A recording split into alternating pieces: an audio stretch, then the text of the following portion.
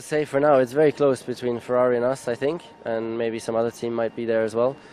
But today, I mean, we were doing qualifying practice this morning because it's important to practice that as well, and that's all the more enjoyable, you know, to take the car to the limit and really push. Because you took delivery of the qualifying trophy for 2014, you tweeted about that. Will you have to win that trophy again this year if you're to take the championship, do you think?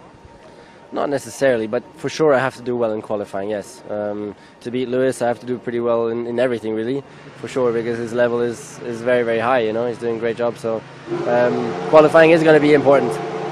You were open-minded about the new qualifying rules, but we hear they can't come in until Spain at the earliest. If they can't come in at the start of the season, should they be held over till next year, do you think? Yeah, it's not very professional, the image that we're giving with that.